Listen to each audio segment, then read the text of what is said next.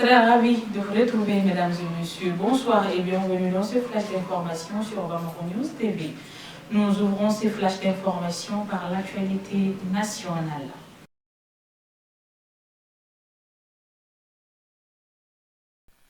Le vendredi 10 janvier 2025, à la caserne chef d'escadron Balakone, le ministre de la Sécurité et la Protection civile, le général de division Daoud Ali Mohamedine, a remis officiellement au directeur général de la Gendarmerie nationale, le général de brigade Moussa Toumani Kone, les clés des nouveaux moyens roulants offerts à la Gendarmerie nationale.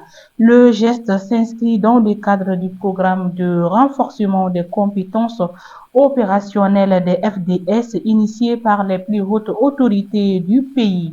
Ces nouveaux moyens roulants comprennent 40 véhicules Toyota monocabine, 5 véhicules Toyota double cabine, 3 ambulances, 2 mini-cars, un véhicule de transport de chiens, 2 camions de transport de troupes, une citerne à carburant et 56 motos.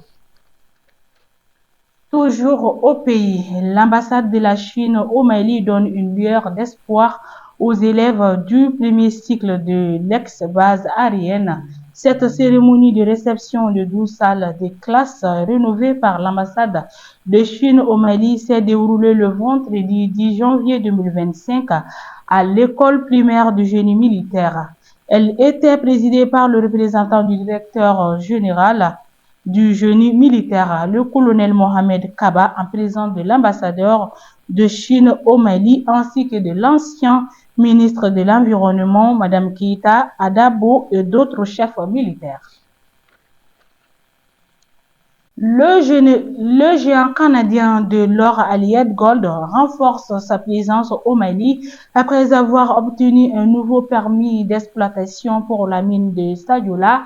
L'entreprise s'apprête à lancer un nouveau projet ambitieux, la mine de Corali Sud, située à proximité de Sadiola.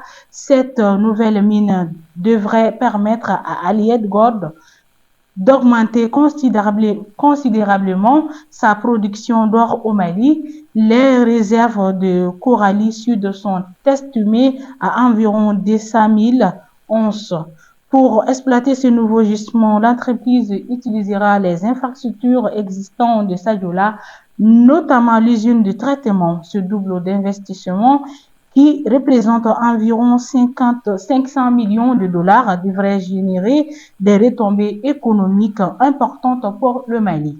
Le gouvernement malien, qui détient 30% des parts de ces projets, prévoit un chiffre d'affaires annuel de 120 milliards de francs CFA liés à Corali Sud.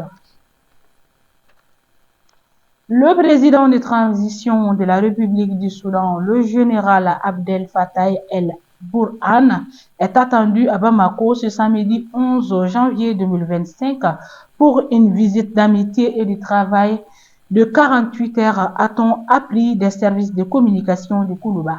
Selon la source présidentielle, ce déplacement historique du président du Conseil de souveraineté de transition du Soudan s'inscrit dans le cadre du raffermissement de la coopération bilatérale entre Bamako et Khartoum, qui vivent toutes les deux une période charnière de leur histoire respective.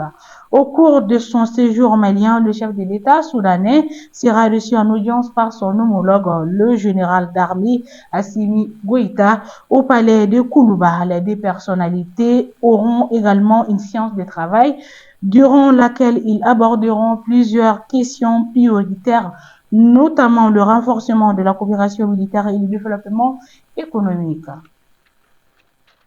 À présent, faisons un tour à l'international.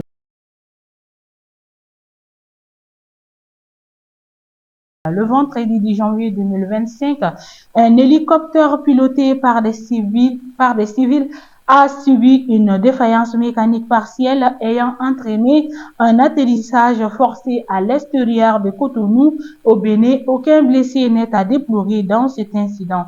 Cet hélicoptère civil est affrété par le commandement des États-Unis pour l'Afrique et a participé au soutien des forces armées béninoises en matière d'évacuation médicale. Les relations entre AFRICOM et les FAB sont régies par un protocole d'accord visant à renforcer la coordination et le soutien mutuel. La France devrait rapatrier et juger les djihadistes français emprisonnés en Syrie selon le chef de la diplomatie turque. Ankara écarte par ailleurs toute possibilité de pourparler avec Paris en ce qui concerne la problématique kurde dans le nord-est de la Syrie. Expulsé vers l'Algérie, immédiatement renvoyé vers la France, l'affaire Doualem attise les tensions diplomatiques entre Alger et Paris. Si la France a quelque chose à faire, c'est de prendre ses propres citoyens, de les amener dans ses propres prisons et de les juger, a affirmé le ministre turc des Affaires étrangères Hakan Fidan lors d'une conférence de presse tenue le vendredi 10 janvier 2025. Cité par les médias turcs et français, il a explicitement appelé Paris à rapatrier les djihadistes français emprisonnés en Syrie.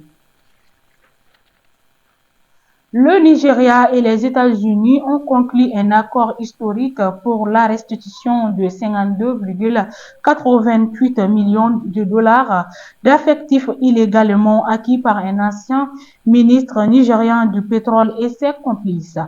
L'annonce a été faite vendredi 10 janvier 2025 par le ministre nigérian de la Justice, Lateef Fagbemi, via un communiqué officiel, une coopération internationale fructueuse dans la lutte contre la corruption. Cet accord marque une étape importante dans la lutte contre la corruption et le recouvrement des avoirs volés. Il témoigne de la coopération efficace entre le Nigeria et les États-Unis pour traduire en justice les auteurs de détournement de fonds publics et restituer ces sommes au peuple nigérien. Et voilà, mesdames et messieurs, nous sommes au terme de ce flash d'information. Merci à vous de l'avoir suivi. Au plaisir de vous retrouver très prochainement. D'ici là, portez-vous bien.